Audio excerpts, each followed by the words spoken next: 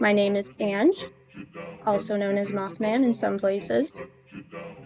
I am the creator of the R&M channel, and in May 2022, I sued the Carroll County Sheriff's Department.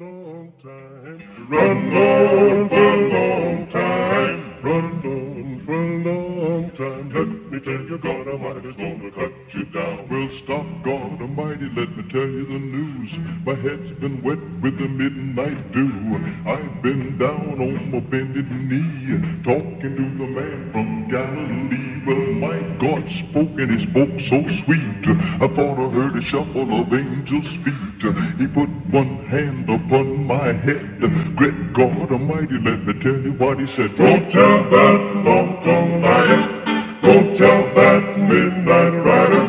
Tell the gambler, rounder, backbiter. Tell the God Almighty gonna cut him. You may run on for a long time. Run on for a long time. Run on for a long time. Let me tell you, God Almighty's gonna cut you down. You may run in the hide, slip and slide, talking about the moat in your neighbor's eye. But sure as God made day and night, what you do in the dark will be brought to the light. With respect to other violations, including violations alleged in the civil lawsuit that's pending, the only authority that the county election board has with respect to those violations is to refer it to the prosecutor's office for prosecution. There's currently a lawsuit pending related to those violations. Okay, and then about the complaint, I think it was stated that the election board isn't going to take any action until after the lawsuit is settled through the court. Then the action that would be taken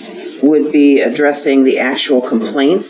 We'll pick up and then we'll make a decision on the complaint itself. On the issues in the complaint. Okay. Your attorney said that anything other than campaign finance, we'll say that, and then everything else is a referral to the prosecutor's office. But you voted to take no action until after. So are you waiting? Would you be referring to the prosecutor's office? Because we haven't made a decision on what we're going to do. But we're not going to make that decision until after the court makes its decision. So we don't, one doesn't affect the other. I lead by example, and when people want things done, they come to me to get it done. There's been a lot of attacks against my credibility, my integrity, my morals, and my ethics.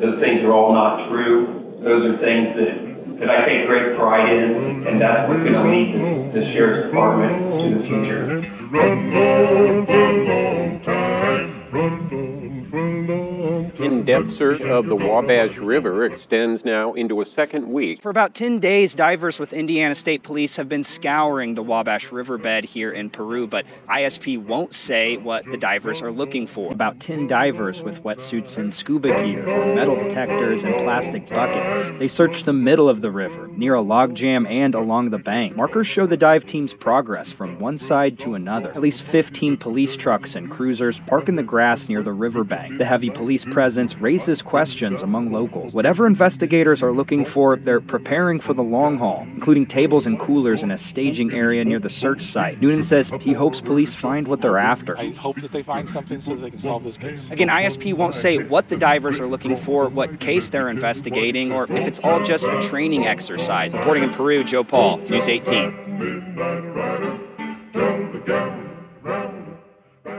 Circulation of rumors online. Indiana State Police say there are no arrests related to the Delphi murder. Over the past week, posts on social media sites included speculation about the investigation. Some claim that arrests were made or that previously unreported evidence was found. But Indiana State Police Superintendent Doug Carter tells us there is, quote, nothing imminent, and the online rumors are, quote, nonsense. Earlier this month, troopers conducted a search of the Wabash River near the home, of a man who had been tied to the Delphi murder investigation. So far, we don't know what came from that search. Any tips that could lead to an arrest in this case, call Crime Stoppers or the tip line on your screen. You can run on for a long time. Run on for a long time. federal lawsuit filed by a Carroll County Sheriff's deputy, Michael Thomas, claims he unsuccessfully ran against the sheriff's choice in next month's election and spoke up early on about problems with the Delphi murders investigation, and now he's paying a price. There are only 12 deputies in Carroll County, and a pair of unsolved crimes, the arson deaths of 4 little girls in Flora and the murders of Abby Williams and Libby German, continue to rock the community. Our county was hurt, and they're looking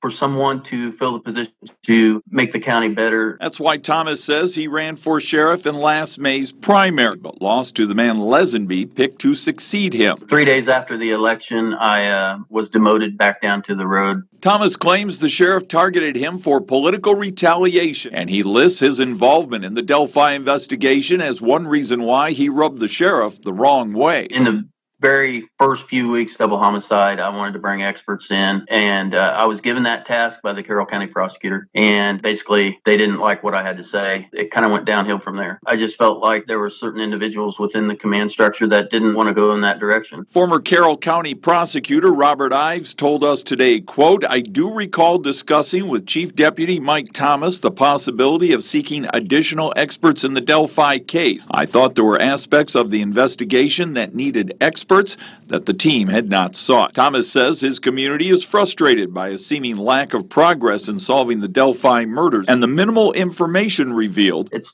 law enforcement's job to try to put a stop to some of this stuff because it's not doing the case any good. Thomas said his lawsuit was not filed in time to have an impact on the sheriff's election November 8th and doesn't know if the case will ever be solved.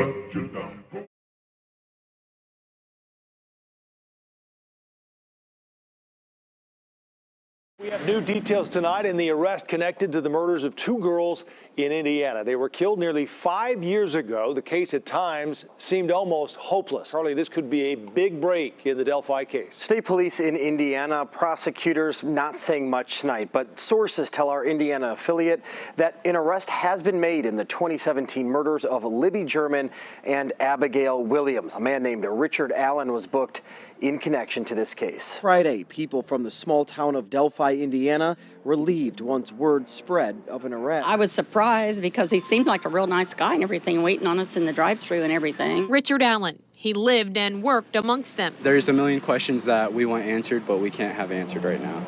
And hopefully one day those answers come to light. Run on for a long time. Run on for a long time. Let me tell you, God Almighty's gonna cut you down. Well, stop, God Almighty, let me tell you the news.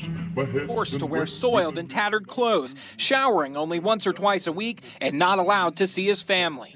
You literally could not trust any verdict that came out of a trial if this continues to be the situation. Everybody is presumed innocent. Everyone is given a chance and a fair opportunity to defend themselves. Attorneys claim that the Carroll County prosecutor has no objection to Allen being moved. We reached out to him to verify that. We didn't hear back. The attorneys claim also that the Carroll County sheriff was the one who objected to Allen being moved, which is why they had to file this legal motion. We reached out to him as well. Also. Run on for a long time. Run on for a long time. Let me tell you, God Almighty's gonna cut you down. You'll be running the hide, slip and slide, talking. Why they believe an October 2022 search warrant of their client's property should be thrown out. Now they filed a new document that accuses the case's chief investigator of some serious allegations that Carroll County Sheriff Tony Liggett fabricated and omitted evidence so he could get search warrants for Allen's home. Now, Allen's lawyers are requesting what's called a Franks hearing in this case. Sheriff Tony Liggett applied for the search warrant in October of last year, and it was signed by Judge Benjamin Diener, who eventually recused himself from the case. Allen's attorneys say Liggett fabricated statements of several key witnesses, who he says placed Allen at the trail during the time that Abby and Libby were murdered. This is a very serious challenge to how this detective conducted his portion of this investigation. Their argument focuses heavily on conflicting statements from witnesses that they say the Carroll County Sheriff didn't disclose, differing descriptions of the man they saw on the bridge that day. One person describing a younger, slender man, and the other an older, heavier set man. The most serious allegation focuses on another witness who described a man in a tan jacket. Liggett changed that witness's statement to say that they saw a man in a blue jacket